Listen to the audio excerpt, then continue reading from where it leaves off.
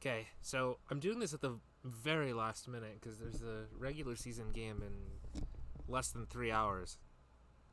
But these are my standings predictions for this year, and I'm gonna try to do it in less than 5 minutes, just because I don't really want to spend that much time on this. Okay, so I usually start with the Atlantic Division, which is the one that I guess know the most about. So I'm going to do this quickly. I'm not going to try to justify any of this because there's not really much point in doing that. It's going to end up looking ridiculous at the end, anyways. But Toronto first, because they've got a good team. The thing they did with their goaltending is honestly one of the ballsiest things I've seen any NHL team do in a long time. But I mean, okay, their forward group is still their forward group.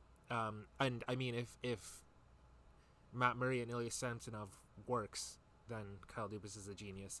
Tampa Bay second. I mean, I think Tampa is kind of past the point where they care that much about the regular season.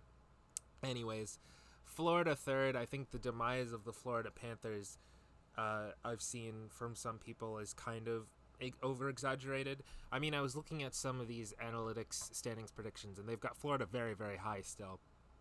I mean, the defense is not great, but if you can get a season of Ekblad healthy, I mean, that's also nice. I do think they're gonna miss Uyghur. That trade was honestly, it's the most shocked I've been by a trade in years. Anyway, Florida goes third. Boston goes fourth. I think Boston's still okay. I think they're still comfortably the fourth best team in the Atlantic Division, despite. I mean, the problem is they've got, what is it, Marchand, McAvoy, and one of their other defensemen, I think, out for a relatively, well, they're out to start the season for a little bit. I mean, the team, even without them, I don't think it's too bad.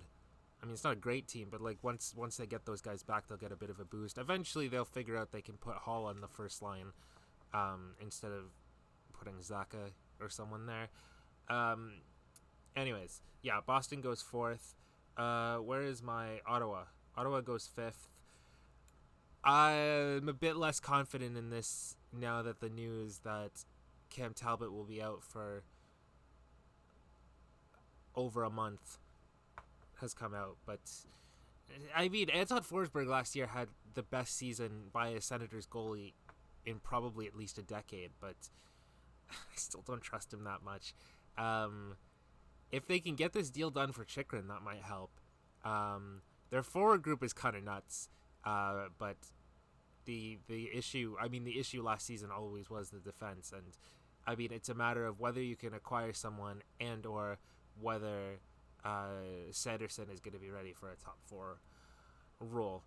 Sixth, we go for Detroit. I mean, the Senators and Red Wings respective rebuilds have sort of, they've been a bit neck and neck in terms of who's made the most progress over the last couple of years. Ottawa had a really big offseason. Detroit sort of had a quietly nice offseason. Husso, Perron, Kopp, I don't know, Olimata, Sherratt. I think on paper their team is certainly worse than the Senators, but they're not too bad. And the problem is the Atlantic is very strong at the top.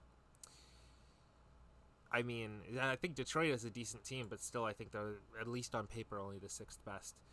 And then we go for Buffalo, and then Montreal. Okay, next is the Metro Division. Earlier, in my earlier version of this, I had the Rangers winning this division. I sort of temporarily forgot that the Hurricanes exist. I'm going to put Carolina number one, even though, well, I think they're just the best team in this division, I think. I'll put the Rangers number two. I mean, I don't think we really expect to see Shesterkin repeat his season from last year. However, equally, I don't think we'll repeat like the Rangers playing about 6 months of terrible hockey. We'll see. I kind of forgot what I wanted to do with the rest of this division. However, okay, I'll make my life easier by putting Philadelphia number 8. And the Metro Division is generally the most difficult division for me to predict because there's a lot of teams just sort of floating around in middle space. And is this going to be the year Pittsburgh or Washington miss the playoffs? I don't know. I'll put Washington number 3. I'll put Pittsburgh number 4. Then New Jersey. It's been a few years now that I've said, oh, New Jersey's gonna be good, but come on, they gotta do it eventually. I think adding John Marino should help in principle.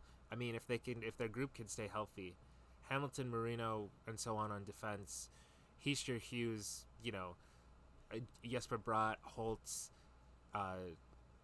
Mercer, come on. And then Columbus. No, do I? This is tough. Have no idea what I want to do with the Islanders, but I'll put them here and I'll put Columbus 7th. I don't even think Columbus is bad, but getting Gaudreau is really nice. But yeah, I'll stick them there. Again, I don't want to dwell too much on trying to justify these because I just don't think there's very much point to doing that. Okay, Pacific. Vegas number 1 because come on. I mean, it is kind of a matter of whether you trust a goaltending tandem of Logan Thompson and whoever else, but come on. I mean, the Vegas roster, if they're not utterly decimated by injuries, they've got the best roster in this division. I'll put Calgary number 2. I wasn't expecting to do this a few months ago, but I mean, their offseason went about as well as they could have hoped for. Edmonton still has some clear problems, but I'll put them number 3. And then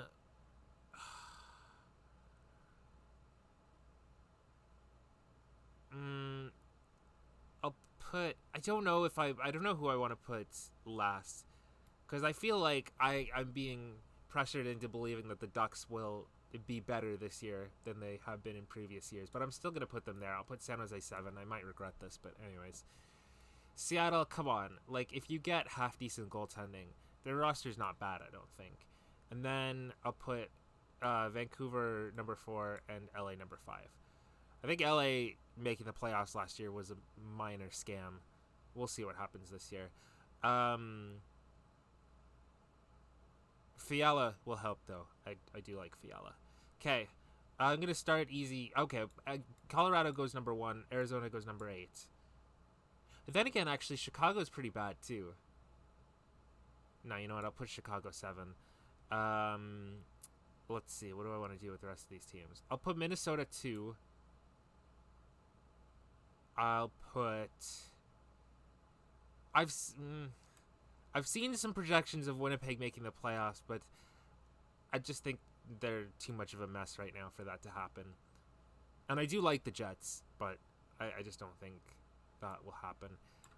So I'll put St. Louis 3, I'll put Winnipeg 6, and I don't know, it's maybe kind of a toss-up between Nashville and Dallas. Signing Robertson before the season started was big for them, for Dallas. It is a toss-up, but I will put Nashville 4 and Dallas 5. So of these, which teams will make the playoffs? So obviously these top 3 teams in each division will make the playoffs, followed by, I'll say, Boston and Pittsburgh as the wild card spots. I'll say, you know what, I'll say Pittsburgh first wild card, Boston second wild card. And then over here, yeah, I'll say Nashville first wild card, Vancouver second wild card. Okay, that was relatively painless. Usually I spend a lot of time trying to reason my way through this and justify my picks. I don't care anymore. Like, this is what it is. I actually, you know what, I don't feel too bad about these. Like, I don't think it'll be like last year where I look at this at the end of the season and there are a few picks that are just clearly ridiculous. Like, my top 2 in the Metro last time were Philadelphia 1 and the Islanders 2nd, which was horribly off. And I had Minnesota below Chicago or something stupid, I think. I don't think any of this is going to look completely ridiculous. But it might, I don't know. We'll see.